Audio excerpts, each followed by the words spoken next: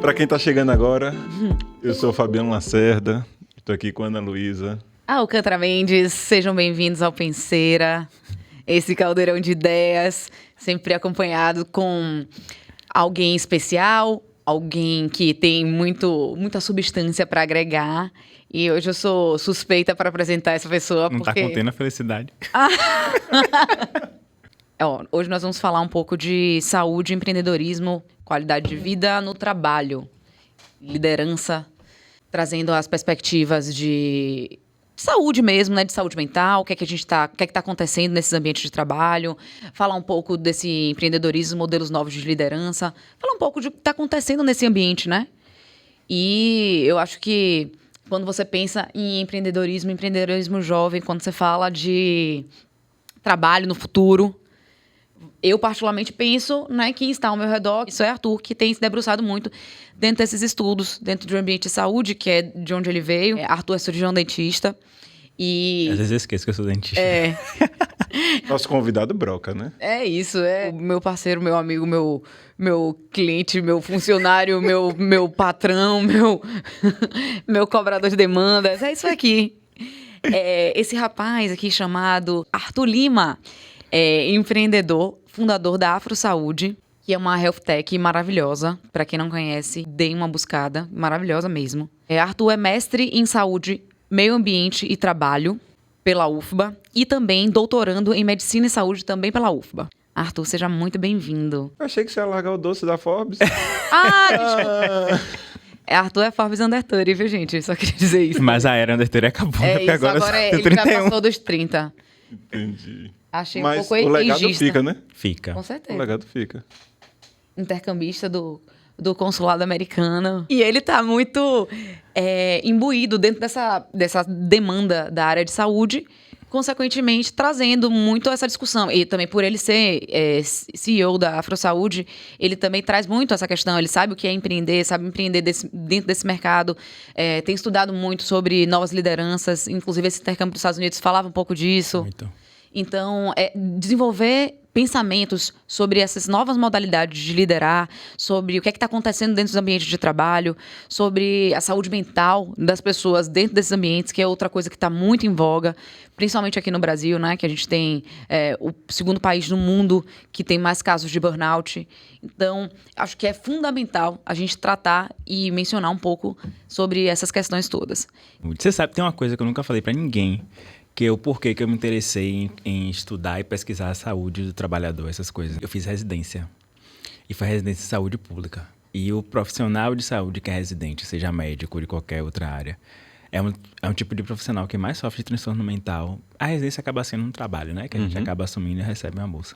E eu tive esse problema porque era a saúde pública e a gente tinha que lidar com diferentes pessoas, assim.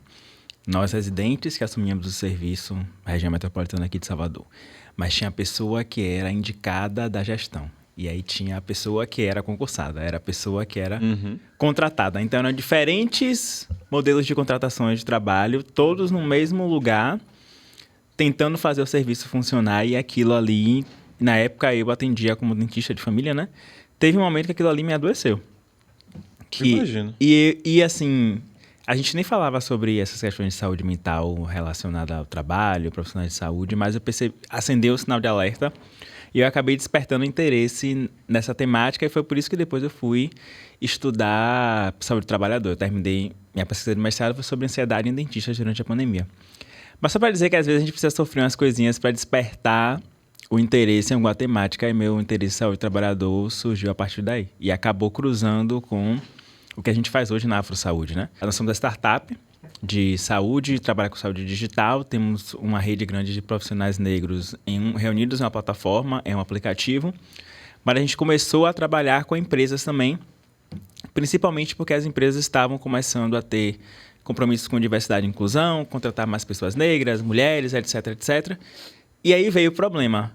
As pessoas estavam entrando por uma porta e 6 meses, 1 ano, as pessoas estavam saindo pedindo demissão porque elas estavam adoecendo no trabalho. E não faz sentido a gente adoecer em um lugar onde a gente passa um terço da nossa vida dedicadas e dedicados. O ser humano, em média, brasileiro, passa um terço trabalhando. Então, como é que você vai estar um terço da sua vida doente ou cansado? As pessoas que tentam mudar a própria vida, né, para ter um bem-estar, uma qualidade de vida melhor, isso já é louvável, né? Mas alguém que quer mudar a sua vida e muda a vida de centenas, de milhares de outras pessoas, que eu acredito que seja isso que você esteja fazendo, não só na sua vida, mas na vida de outras pessoas, é alguém que, de fato, merece a minha reverência e a minha admiração. Então, assim, já vou rasgar logo aqui a seda. Porque eu acho que só o fato da gente mudar a vida da outra pessoa, além da nossa, eu acho que isso precisa ser incentivado. Porque hoje em dia, com o ritmo que nós estamos indo, na velocidade do mundo está indo, está cada um olhando para o próprio umbigo, sabe? Cada um olhando para si. E eu imagino que seja isso, né? Você esteja mudando a vida aí de milhares e centenas de pessoas. É mais nesse sentido mesmo, porque eu lembro que quando a gente teve a ideia da AfroSaúde, a AfroSaúde surgiu por conta de um caso de racismo no consultório odontológico. Uhum. E aí eu e Igor, eu tive a ideia que poderia ser qualquer coisa, menos uma empresa. Igor teve mais a ideia, podemos transformar em uma empresa, mas ao mesmo tempo podemos causar um impacto social. Uhum. Monique Ever, ele fala sempre, né? É possível a gente ganhar dinheiro e mudar o mundo ao mesmo tempo. Uhum. Hoje a AfroSaúde é o nosso trabalho, a gente promove saúde para outras pessoas, mas ao mesmo tempo somos remunerados para isso, é o nosso salário. Então isso sempre ficou muito enraizado na nossa cabeça, que não fazia sentido para a gente criar uma empresa só para ter dinheiro, faturar e postar fanfic no LinkedIn de fórmula de sucesso, sabe? Então vem muito disso. E a gente tenta despertar, principalmente para grupos minorizados, de que você não precisa estar adoecido o tempo inteiro. Diálogo básico de duas pessoas. Oi, tudo bem? Como você está? Eu tô bem, e você? Mas tô cansada. Cansada de quê? De tanto trabalhar. Mas é isso, né? É isso mesmo. A gente vai estar trabalhando, cansado, doente eternamente. Não faz muito sentido isso. E é interessante que a gente comece a pensar sobre essa perspectiva de não precisar ser assim. A gente não precisa estar cansado o tempo todo. Nós não precisamos estar colados dentro desse aspecto. Às vezes a pessoa está no automático, né? Está falando assim, eu estou cansado. Às vezes é uma forma até... E normalizou o cansaço. Exatamente. E, ao mesmo tempo, as pessoas precisam se questionar se elas estão prontas para se descolar desse significante de cansaço, né? Essa ideia de cansaço. Porque, assim, você tem que se desfazer disso. Porque ele coloca num lugar, dentro dessa sociedade utilitarista que a gente vive, também, de certa forma, legal, porque, nossa, uma pessoa que está cansada é uma pessoa que trabalha muito, que produz muito. Olha lá, dentro dessa máxima de ideia, que a gente tem, que é precisamos trabalhar e produzir, uma ideia que vem, enfim, há muitos anos, Revolução Industrial aí para falar sobre isso, até desde a Reforma Protestante, né? Acho que antes disso, observe que o fundamento do trabalho, desde o início, já que você trouxe a história, veio de escravização de pessoas. O trabalho escravo era um trabalho de longas jornadas, de violência física, de violência mental, era insalubre. E aí depois, por exemplo, terminou o período de escravização, principalmente no Brasil, América, de pessoas negras. E aí avançamos na história, chegamos no período industrial. Ainda eram jornadas longas de trabalho, lugares insalubres. O tipo de violência ali pode até ter mudado, não sendo a violência física direta, mas outro tipo de violência, assédio, etc. E aí agora a gente avança para 2023. Sim. Muitas pessoas ainda trabalham com longas jornadas de trabalho, ambientes insalubres, e o tipo de violência mudou para o assédio, machismo, racismo, homofobia, coisas que também adoecem. Então a gente não mudou tanto assim a forma com que o trabalho é feito. Então é difícil das pessoas desapegarem de que o trabalho não é um lugar adoecedor, porque ele foi construído com base no adoecimento e morte de pessoas. E o valor das pessoas, no geral, está muito associado ao trabalho.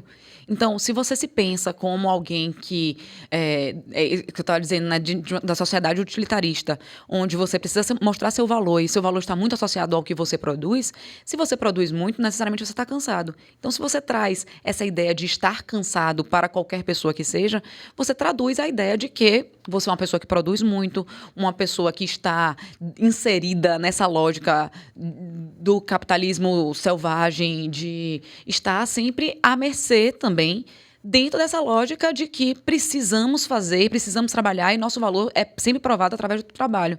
Como se o indivíduo se reduzisse a isso. Só que é difícil a gente tornar essa discussão popular, né? Porque, assim, às vezes eu vejo que é um assunto de bolha de áreas específicas. Sei lá, tecnologia. Eu fico muito no LinkedIn e eu vejo pessoas dizendo como a empresa que trabalha é maravilhosa porque tem piscina de bolinha, spa. Eu já fui para escritório de empresa que tem manicure, pedicure, spa, a zorra toda, mas o trabalhador brasileiro mesmo, não tem nada disso. É. Então, como é que eu vou falar, sei lá, pro caixa de supermercado, pro motorista de Uber, que geralmente já tem uma formação ali. Muitos já são graduados, às vezes tem mestrado e doutorado.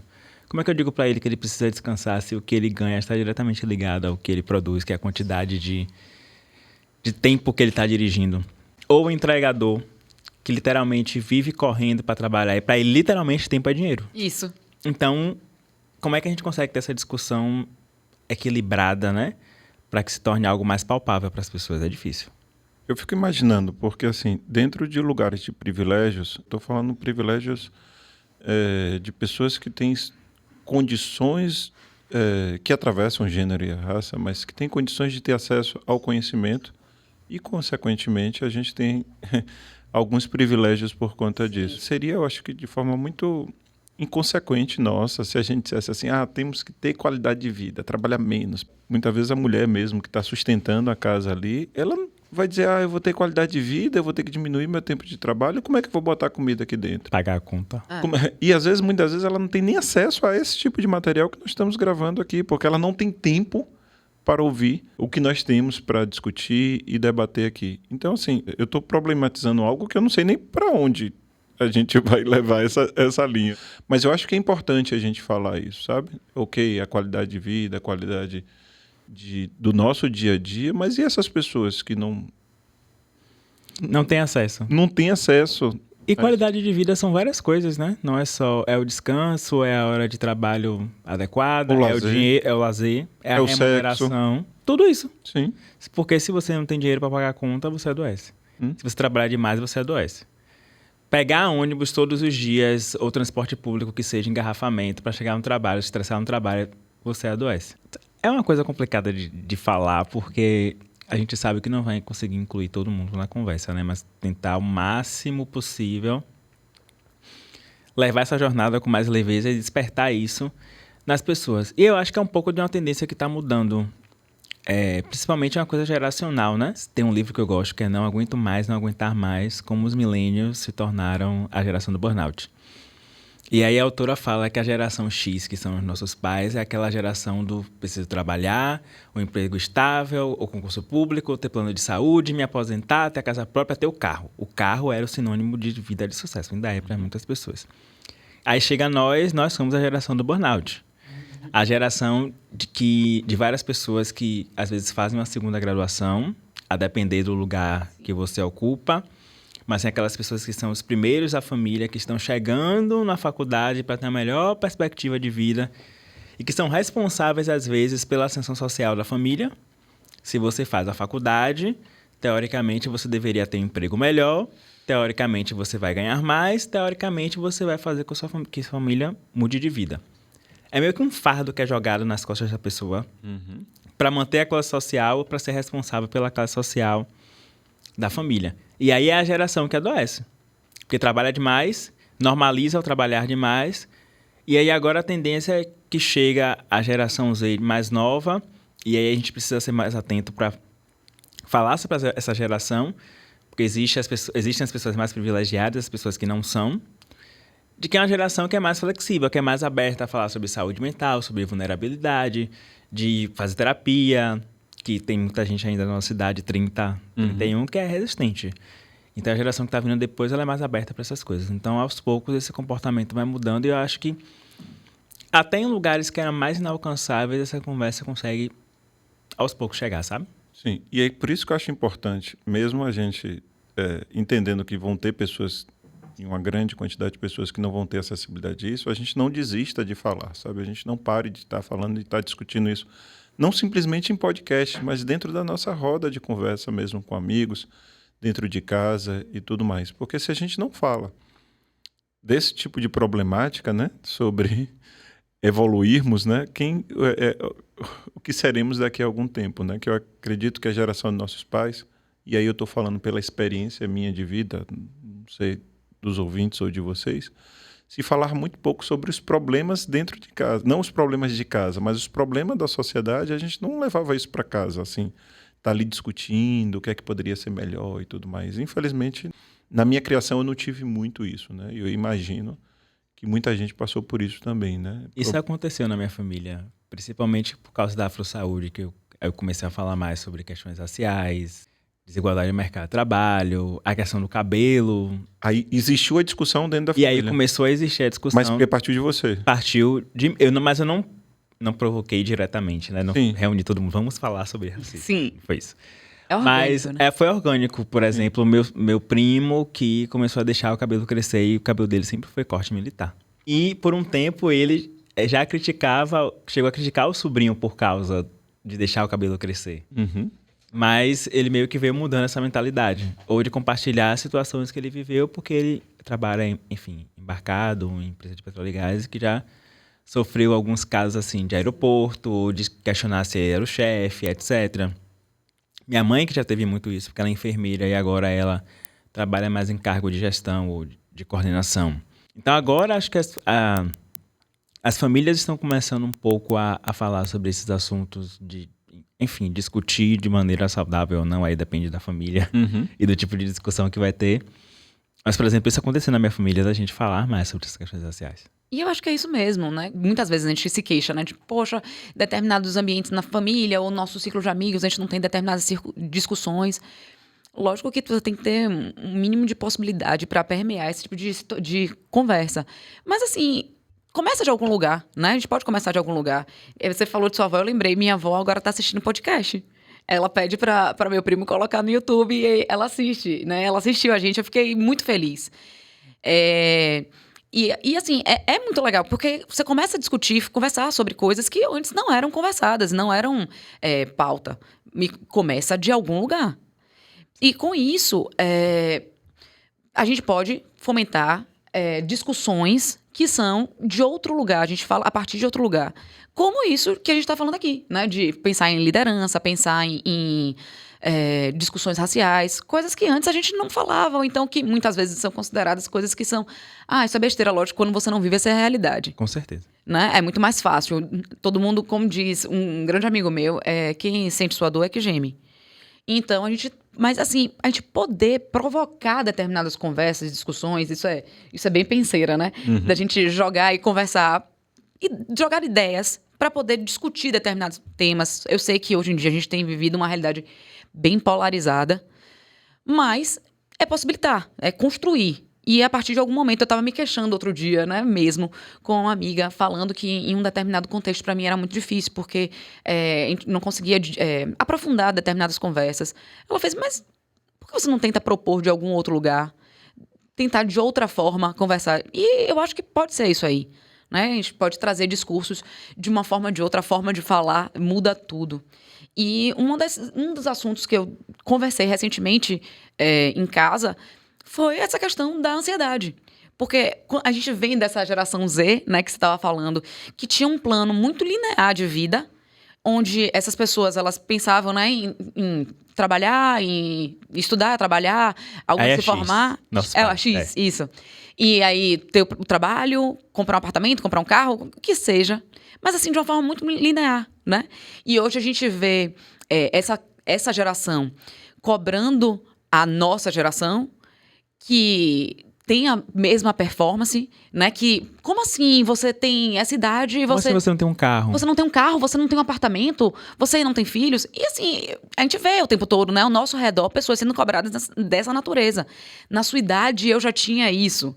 Sendo que a gente tem uma dinâmica de mundo muito diferente, com outras prioridades, com outras ideias e com outras possibilidades também, né? Porque ao atingir determinados bens de consumo que antes eram mais fáceis, não são tão mais, né?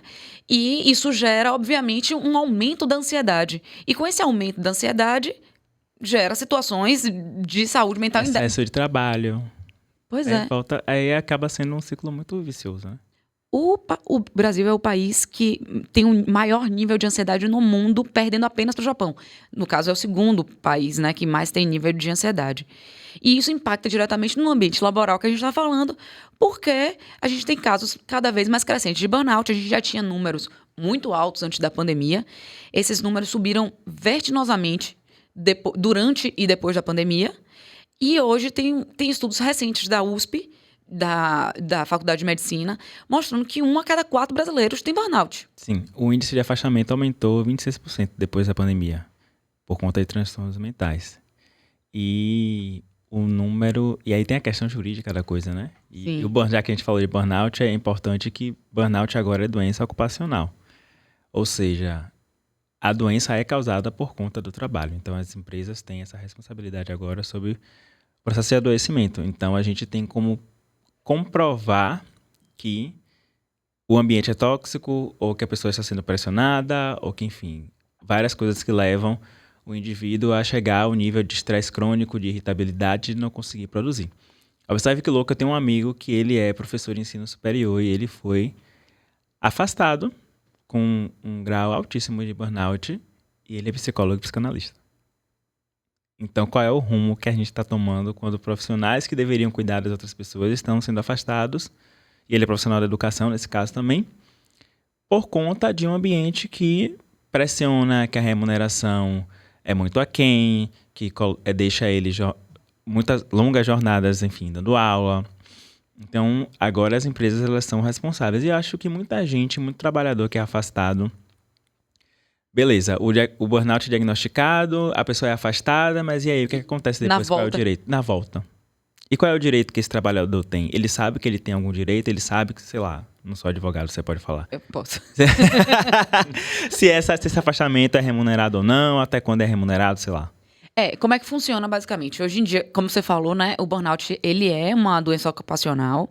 Ela foi reconhecida como doença ocupacional pela OMS no início de 2022.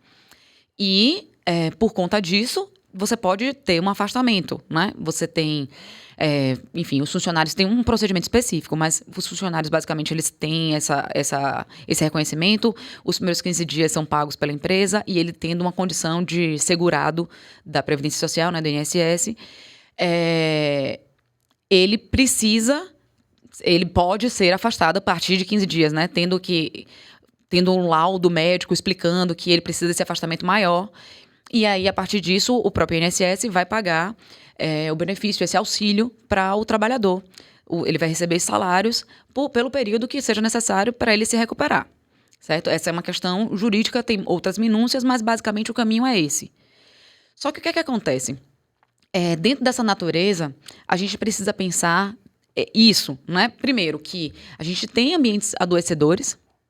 A gente precisa pensar essa nova dinâmica laboral e de ambiente de trabalho para pensar o que a gente vai fazer, né? Porque se as pessoas estão adoecendo, tem alguma coisa nesse ambiente de trabalho que leva a isso. Porque assim, ok, beleza, a gente vai afastar, esse trabalhador ele vai receber o auxílio-doença dele, vai estar afastado, vai estar recebendo, vai estar trabalhando assim, né? A gente espera um tratamento, um acompanhamento psicológico, um acompanhamento médico, muitas vezes medicamentoso, né, para lidar com essa situação. Mas se ele é submetido a um ambiente idêntico, as chances desse retorno, né, dessa doença, a gente pensando de uma forma bem de patologia, né, é uma tendência de voltar. Se você é submetido a um ambiente que tem uma doença específica, sei lá, um vírus, você pode criar uma resistência, sim, mas a tendência de você ser contaminado constantemente é maior. Então, o que é que você vai fazer com esse retorno do profissional? E, assim, hoje, juridicamente, a gente tem a proteção, né, para o trabalhador que sofre de burnout, mas a análise do ambiente e, assim, as fiscalizações, as análises de o que fazer quando esse trabalhador ele é reintegrado ao trabalho, quais são as mudanças que são implementadas. Você ainda é muito singelo, né, o trabalho em relação a isso, porque você não tem muitos marcadores, não tem como precisar muito como é que funciona isso, como é que esse trabalhador ele vai ser reinserido. Então, é um trabalho que, inclusive, os empresários, né, as empresas precisam fazer, e muitas hoje estão mais atentas a esse tipo de demanda, porque é uma coisa que está em voga. Hoje você discute sobre saúde mental dentro dos ambientes de trabalho, e as pessoas se preocupam um pouco mais. Mas ainda assim é incipiente essa conversa. Ainda falta muito. A gente tem empresas que se preocupam, às vezes, de uma forma muito bonita, mas que em termos práticos não é bem Marketing assim. de LinkedIn. Eu vivo no LinkedIn e eu vejo essas maluquices que o povo posta. Muitas vezes está ali simplesmente para mostrar para as pessoas que se preocupam e, na verdade, não estão se preocupando, né? Para as pessoas e para os investidores também, né? Principalmente se for uma empresa assim grande e tal, tem os compromissos dos ODS, Objetivos de Desenvolvimento Sustentável, ISD, etc. ESG tá bombando. Tá bombando, então eu vou dizer ali que eu cuido da saúde mental da escola, que eu tenho um programa de saúde mental, quando na verdade da palestra do Setembro Amarelo, que não é programa de saúde mental, porque é uma coisa pontual e que você não acompanha, não é nada. Para você que está no dia a dia ali, as grandes empresas de fato fazem isso ou é uma coisa pontual ou outra, assim, de estar ali simplesmente mostrando, ó, olha só como eu sou bonito? Não vou citar nomes, mas assim, existem empresas e empresas. Tem empresa que possui programa de saúde mental, métricas, indicadores. Só que antes disso, tem um problema da adesão, né? As pessoas ainda têm um estigma muito grande de se mostrarem vulneráveis, de falarem, olha, eu preciso ser afastado, ou eu não estou bem. Muitas empresas oferecem somente, assim, um benefício de tome aqui um voucher e vai fazer terapia individual. Mas para uma pessoa tomar a iniciativa de buscar um psicólogo, de agendar, de comparecer, são muitos passos e muitas muralhas que são quebradas antes disso. Então, o programa de saúde mental, ele não deve ser só composto de vou dar aqui uns vouchers de terapia para a pessoa fazer em plataforma X, seja Afro Saúde ou outra. Sendo que outras estratégias precisam ser adotadas, principalmente a liderança. É algo que é muito preconizado. Quando as lideranças, ou o CEO ou o alto escalão fala que é importante cuidar da saúde mental, porque reflete em produtividade, aumenta a pessoa trabalha bem. Se ela está bem, ela consegue trabalhar bem, desempenhar as funções. Se ela está num ambiente seguro, ela consegue fazer o que ela foi contratada para fazer de maneira muito satisfatória. Então, quando o alto escalão, a liderança diz isso, tem um efeito muito mais forte do que simplesmente a área de RH ou de benefícios. Dá esse voucher. Como se fosse um sonho de valsa, né? Um bombom aqui. Um bombom aqui, né? Ou falar, vamos ter palestra de Setembro Amarelo porque é importante para prevenir o suicídio. Não é isso. Então, existem empresas e empresas. Eu vivo no LinkedIn, preciso dizer isso. Estou mais lá do que no Instagram. Mas, recentemente, me deparei com uma empresa, que eu não consegui descobrir o nome, que era o relato de uma colaboradora que a empresa tinha o saquinho da vergonha. Saquinho da vergonha? O que era o saquinho da vergonha? Meu Deus. Tinha um mural com um saquinho que quando um colaborador não conseguia cumprir alguma atividade, sei lá, não batia meta, não fiz o relatório, sorteava no saquinho da vergonha uma prenda. Uma coisa que precisava, tipo, uma punição. E aí essa colaboradora fez esse relato no LinkedIn porque ela teve que gravar um vídeo porque não cumpriu coisa X na empresa. Então, que tipo de... Tipo, bater pau no chinelo. Chegar no meio da avenida e gritar sei lá, bem gravar alto. um vídeo dizendo por que eu não consegui cumprir tal meta. Pior ainda, né? Pois é. Então, existem empresas e empresas. E tem a questão do dinheiro também, né? Muitos ainda veem como um gasto e não como um investimento. Tem um estudo da OMS que fala que a cada $1 que é investido em saúde mental, 4 retornam para a empresa em forma de produtividade, inovação, satisfação do trabalhador com a empresa. Se você está satisfeito com a empresa que você trabalha, automaticamente você vai trabalhar muito melhor. Então, enfim. Muito mais também. Muito mais, Então, existem diferentes cenários em relação a isso. Tem o dinheiro, tem o compromisso. Os modelos de trabalho também influenciam. O trabalho presencial, o híbrido, o home office, tudo isso também acaba influenciando. Agora eu fiquei curioso. O poder de penetração aí da Afro Saúde, por exemplo, ela está ali só no início ou hoje em dia ela já começa a ir mais do que esse intermédio entre a fase inicial? Ele consegue fazer algum tipo de acompanhamento? Não? É uma coisa que vocês estão pensando lá na frente? Até metrificar mesmo, né? Quanto tempo esse profissional está lá dentro? Porque dentro da empresa X que teve como parceira, não sei se é assim o nome que vocês chamam, mas que teve ali junto com vocês, Isso já consegue ser metrificado? Eu fiquei um pouco curioso até onde vocês vão e se vocês estão pensando em expandir. Quando a gente decidiu trabalhar com empresas e trabalhar saúde mental interligado à diversidade e inclusão, porque acaba sendo o nosso público de interesse, que é o público beneficiário, a gente entendeu que não seria algo pontual. Não vamos trabalhar só com palestras, não vamos só pegar a nossa plataforma e a empresa comprar cupons e disponibilizar. Uhum. Até porque os grupos minorizados têm esse distanciamento maior ainda da saúde mental por questões históricas. Enfim, que se fosse contar aqui não ia dar tempo. Mas a gente construiu uma jornada que dura, sei lá, 3, 6 meses, um ano, depende muito de como a empresa quer adquirir isso. E a gente tem um psicólogo da AfroSaúde, que geralmente ele é especializado em raça e outros recortes, e ele acompanha aquele grupo por determinado período, uma espécie de... A gente não diz que é grupo terapêutico, mas a gente dá um outro nome para até tornar isso mais acessível para as pessoas. E ele trabalha ali questões de ansiedade, depressão, de prevenção de doenças, autoestima, que acaba sendo algo que bate muito nas pessoas negras no corporativo. Uhum. E a gente tem umas métricas que a gente acompanha ali em relação aos sintomas de ansiedade, percepção das pessoas sobre a própria qualidade de vida, porque qualidade de vida é tudo, né? É saúde física, é saúde mental, são as relações sociais. Então a gente consegue acompanhar a partir de 3 meses a 1 ano, que é o desempenho dessa pessoa no programa que toca com a empresa. E aí, se ela está participando dos encontros, tem a possibilidade dessa pessoa fazer terapia individual, e aí as pessoas despertam interesse porque vem no grupo, surgem problemas que são resolvidos ali no grupo, mediados pelo psicólogo, mas alguém às vezes quer ter o seu momento reservado para tratar de outras questões. Então, ela tem a chance de fazer essa terapia individual como coadjuvante desse processo. Então, é mais ou menos o que a gente vem tentando implementar para também despertar nas pessoas a responsabilização de que você também precisa estar atento aos sinais do que pode te adoecer ou não no meio de trabalho.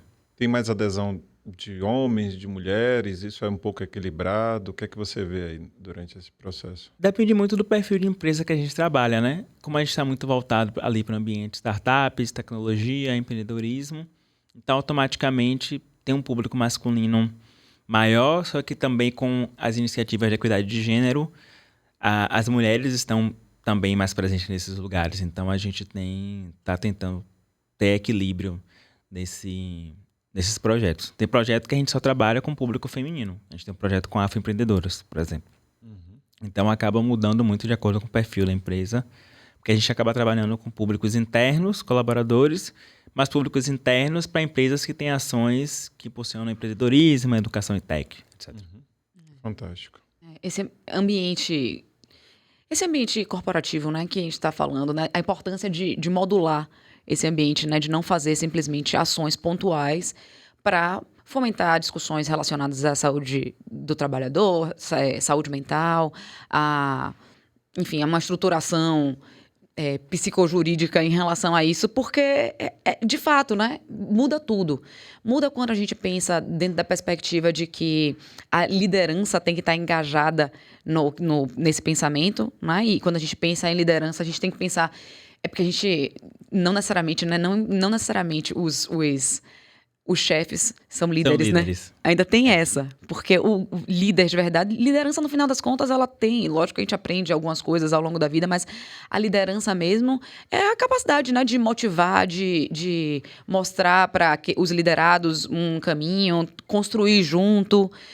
E esses modelos de liderança, eles têm mudado ao longo dos anos e têm trazido perspectivas novas, inclusive para a construção desse novo ambiente laboral. Sim. E tem uma questão aí que os maus chefes, eles são responsáveis pelo adoecimento das pessoas, né? Então, quando a gente muda a forma de liderar, o líder pode se mostrar vulnerável. Sim. E isso mostra que ele é humano. E aí volta para aquela coisa do empreendedorismo e aquele modelo clássico de que você precisa ser aquela pessoa invencível e herói que faz coisas incríveis e que se acaba de trabalhar, mas que no final vence. Volta para o início da conversa do tô cansado, mas é assim mesmo. Então, quando o chefe sai desse lugar do tô cansado, mas é assim mesmo, mas do líder, do tô cansado, mas vou ter uma pausa E se eu estou cansado, você também tem o direito de estar cansado e o direito de descansar. Uhum. Para também estar bem e voltar e trabalhar, etc. Então, quando esse pensamento muda, os ambientes e as equipes têm um comportamento completamente diferente. Lá na AfroSaúde, por exemplo, independente de ser CLT ou prestador de serviço, as pessoas têm direito a fazer terapia se quiser na plataforma. A gente disponibiliza.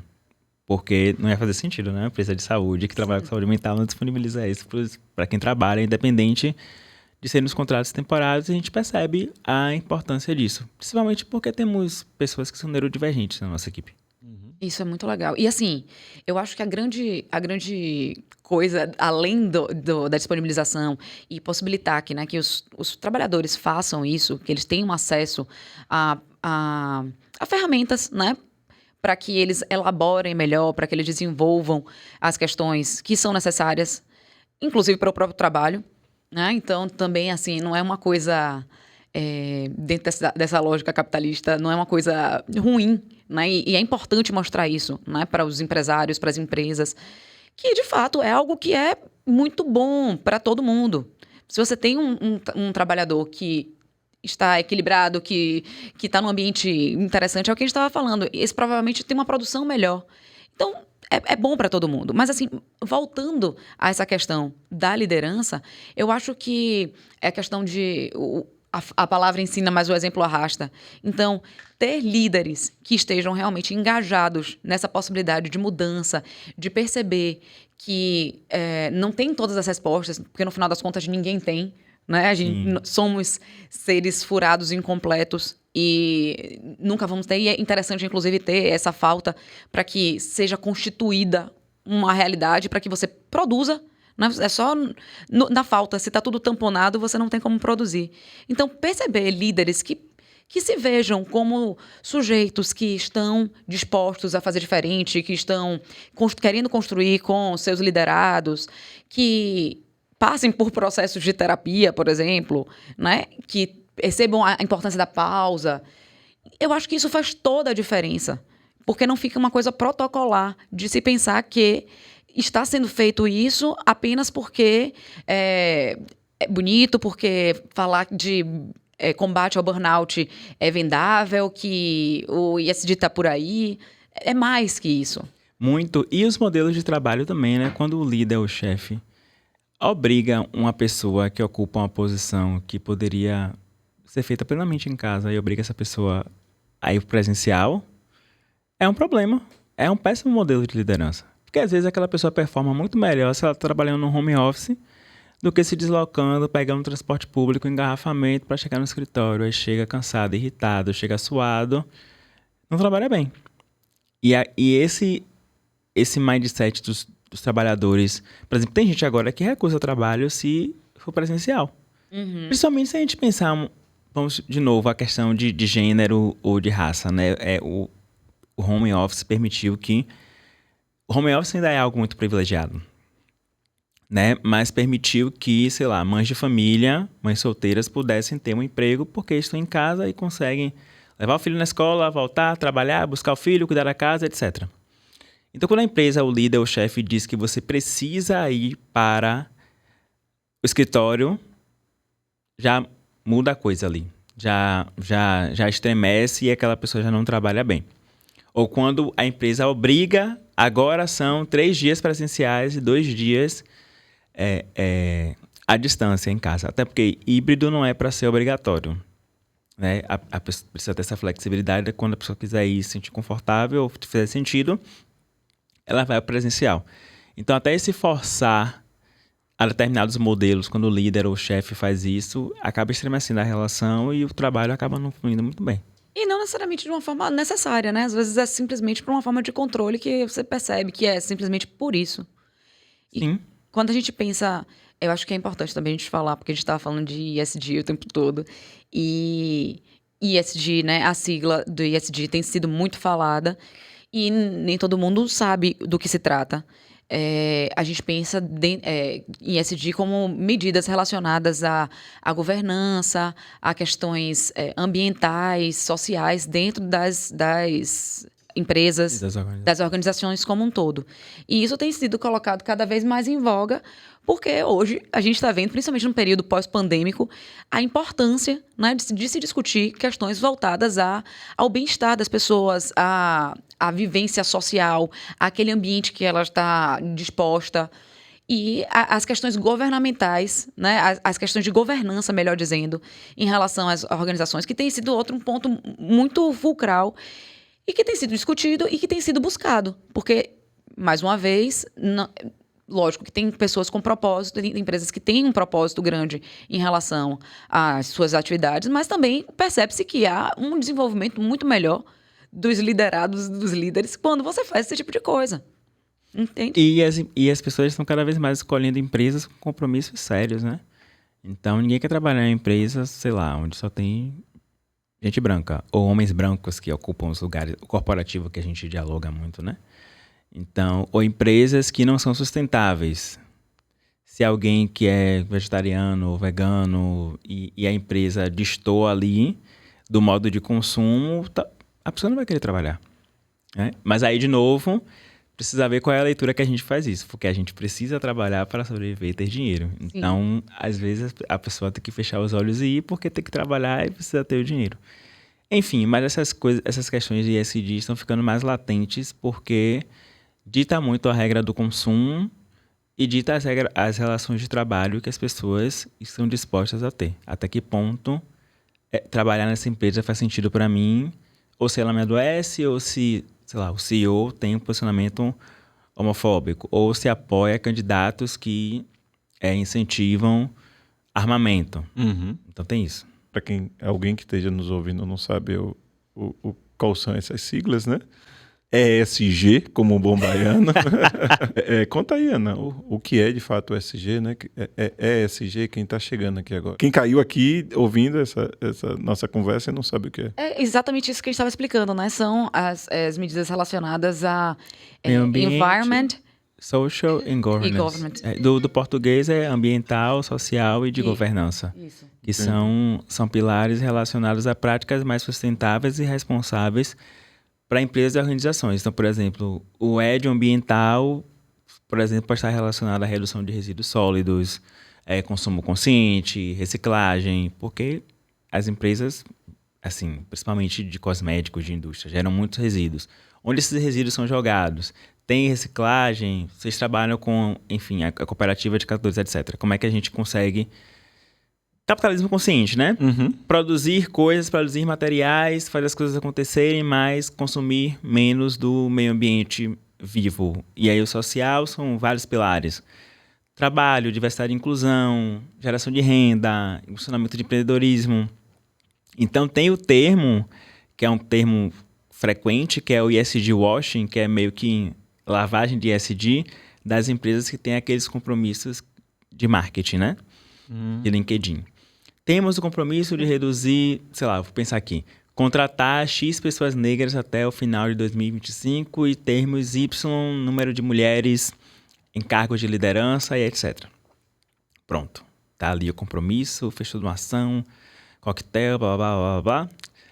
Aí corta para um ano depois, só gente saindo no LinkedIn, gente que foi demitida, demissão humanizada, que agora tá na moda, né? Principalmente de empresas de tecnologia. Demissão humanizada? Tem isso agora. A gente vai entrar nisso aí. Então é para tentar fazer com que as empresas sejam mais responsáveis desses processos de destruição do mundo que está acontecendo, tanto do meio ambiente, mas do meio social também.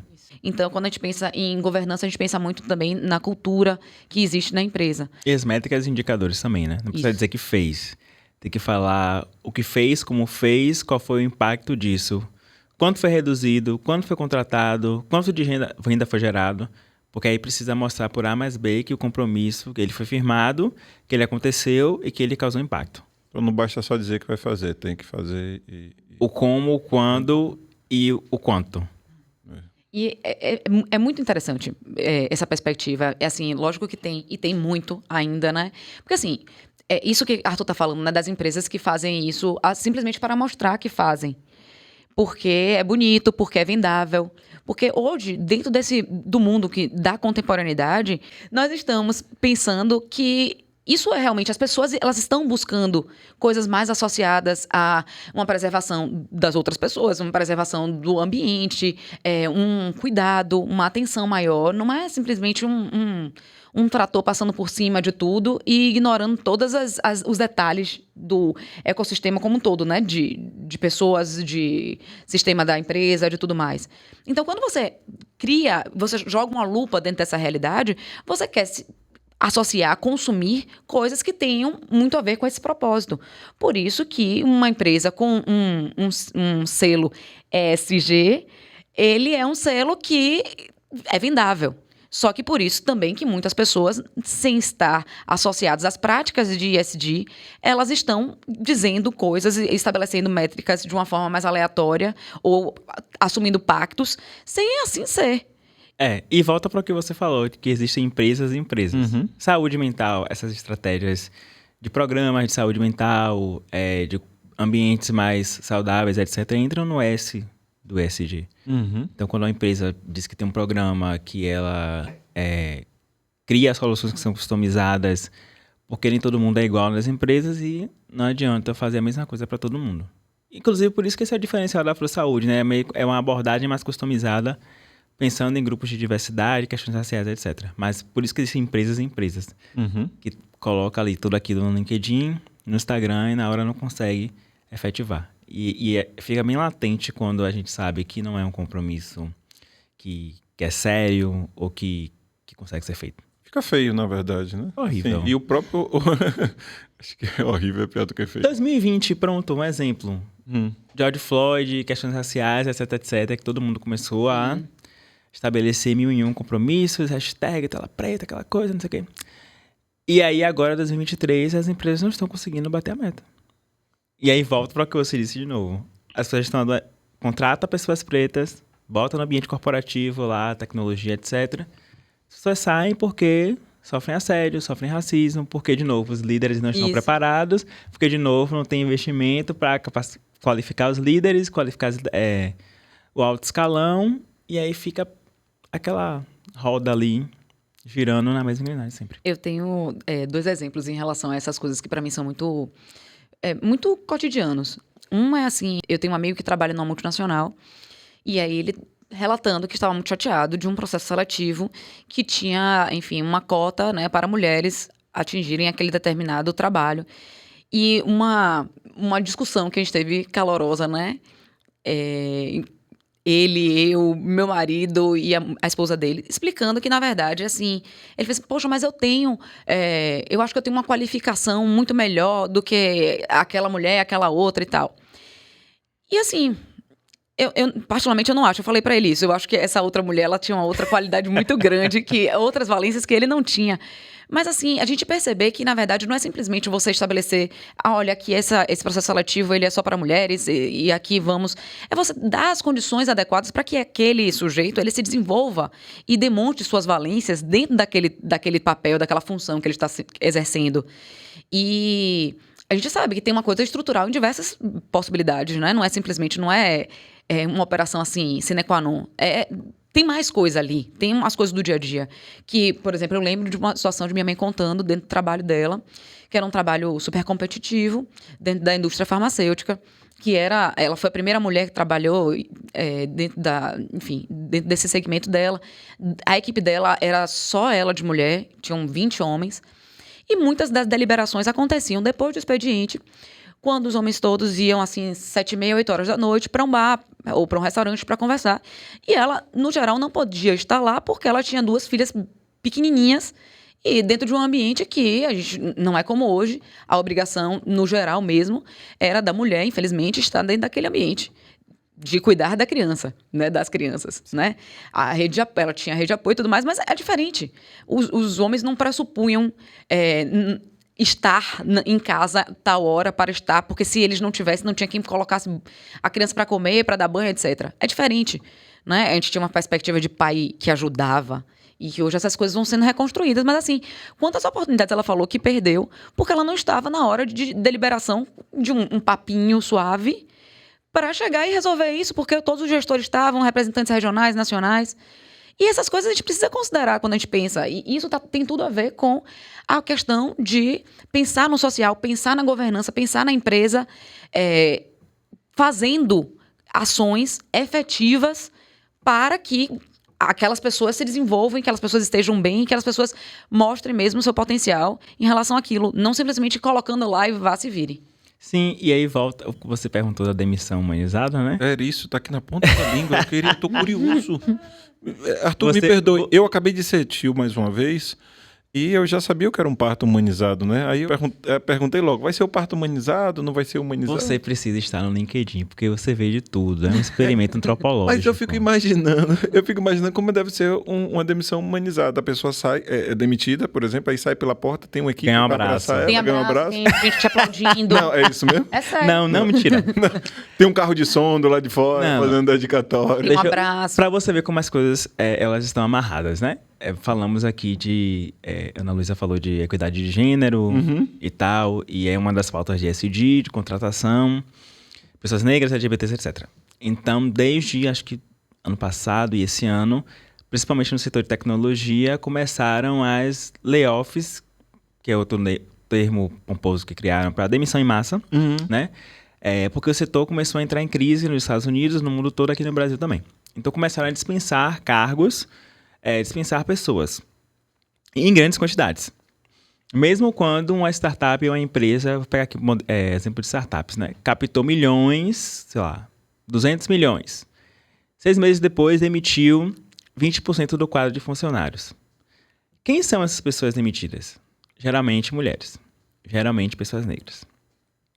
Ou geralmente, sei lá, recém-contratados, LGBTs, grupos minorizados. Nunca o padrãozinho da pessoa que reclama que merece estar ali, nunca é essa pessoa que é desligada. E aí, como esse desligamento será feito? E aí tem empresa que cria pacote de benefícios para as pessoas desligadas. É uma demissão humanizada. Isso porque muitas empresas estavam demitindo assim. Tem o Slack, que é uma plataforma de comunicação interna, né, que muitas empresas adotam. É tipo um WhatsApp de... Tipo um WhatsApp. Sim. para as pessoas das empresas. Então, chegou segunda, a pessoa já estava desativada no Slack. Aí depois que ela é chamada em uma reunião com várias pessoas para dizer que estava sendo desligada.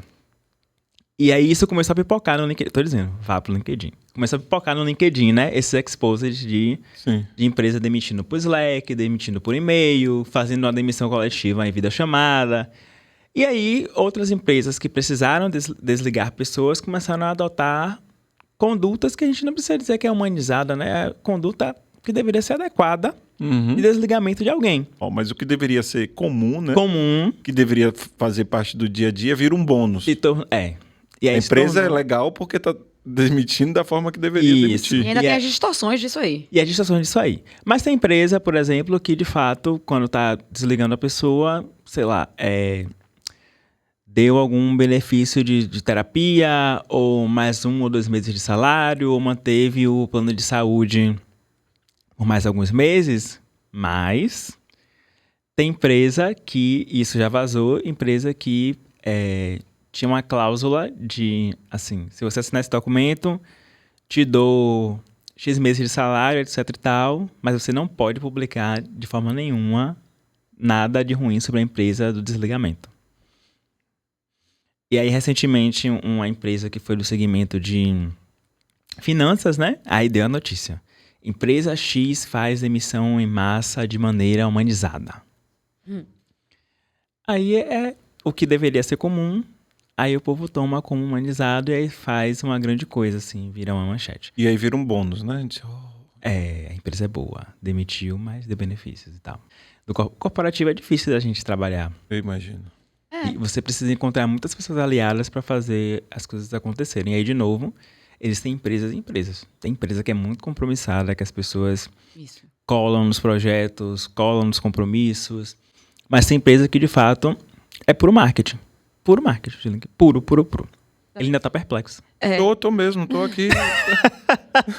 Eu tô aqui travado, sabe? Quando eu tela azul em mim, assim, não é possível, não, gente. Não, é muita coisa. Pense, por exemplo, uma outra empresa dessa que a gente está falando de que posta um compromisso de contratação de um perfil de pessoas. E isso aí, ela já quer um selinho ESG para dizer que, olha cá, como é isso bom, estou preocupado com o social. Porque isso fica bem aos olhos do consumidor. Exatamente. Dos investidores. E também. Isso. Só que agora, por exemplo, tem a B3, né, que é a bolsa. A B3 colocou métricas agressivas de diversidade para as empresas que fazem parte da rede. Então, se não pega pelo discurso da pauta de ESG, agora vai pegar as empresas pelo discurso do dinheiro. Você não vai ter acesso, você não vai participar desse espaço se você não tiver mulheres na liderança, pessoas negras em cargos de alto escalão, etc. Então agora, e o discurso que, inclusive, sendo muito sincero, que eu utilizo às vezes é o discurso do dinheiro mesmo. Sim. Até porque diversidade, quando você coloca as pessoas diferentes no mesmo espaço, é um espaço muito mais produtivo, muito mais desafiador e traz dinheiro. Sim. Gente, mas isso é um assunto para um outro papo, né? E é um papo que é pulsante, né? São coisas que a gente precisa falar o tempo todo. É a história, né, de o óbvio também precisa ser dito. Nada é óbvio. Aprendi uma coisa na residência. Tinha uma pessoa que falava que nada era óbvio. Ainda tem isso. Ah. Ainda tem isso. É isso. Porque às vezes, uma coisa que é extremamente clara, ela ainda assim precisa ser dita. E uma outra coisa que parece muito clara pra você, não é pra Fabiana, não é pra mim. Então, né, a gente precisa realmente aclarar a história. Aclarar. Vem pro meu juridiquês. Eu queria saber como é que as pessoas podem encontrar Arthur nas redes. LinkedIn, né? Vai no LinkedIn. Não, mas vamos lá. Eu tô no LinkedIn Arthur Lima, Arthur com TH, mas no Instagram é @souarthurlima e tem as redes da AfroSaúde, que é @AfroSaúde. Não me sigam no X Twitter, porque lá eu reclamo. Ó, gente, vai estar tudo na descrição aqui. Quem quiser, enfim, encontrar Arthur, encontrar tudo que ele tem feito, inclusive também da AfroSaúde. Só correr aqui nos nossos links que vocês vão encontrar. Gostei muito. E é isso. Obrigado Continuem pelo convite. pensando. E agora esse caldeirão ficou bem cheio. Mas deixa eu pedir uma coisa aqui. Claro. Eu tenho percebido que nas nossas redes nós temos um grande número de pessoas que estão nos assistindo através das plataformas de áudio, do YouTube, mas muitas vezes as pessoas não estão nos seguindo. A gente está tendo um número muito grande de pessoas que estão nos assistindo, mas não estão nos seguindo. Então, gente, quem chegou até aqui, está curtindo esse material, que está gostando disso, curtam, compartilhem, sigam, interajam, porque de alguma forma o algoritmo ele vai entender que isso aqui é um conteúdo importante para você. E vai mostrar para mais pessoas. E vai mostrar para mais pessoas e a gente vai poder difundir mais esse nosso trabalho aqui. Isso mesmo. Massa. Perfeito. Obrigada, pessoal. Corta. Ai, e aí, Tutuzinho, gostou, querido? É ótimo. Meu filho, é babado, é muita história. Eu amo que Fabiano tá chocado com essas coisas. Meu irmãozinho, ambiente corporativo é barril. A gente precisa entregar o estúdio. Ah, a gente tá gravando? A gente tá gravando, minha filha. Não para de gravar aqui. Você gosta dessa confusão, É né? claro, né? Sim, calma, eu quero tirar fotos! Volta, tira foto da gente. Peraí, não levante não. Pode tirar foto logo. A gente tira aqui primeiro. Volta. Tô de cima de volta já, cabas. Porra. Não, mas tanto faz. Porra, velho.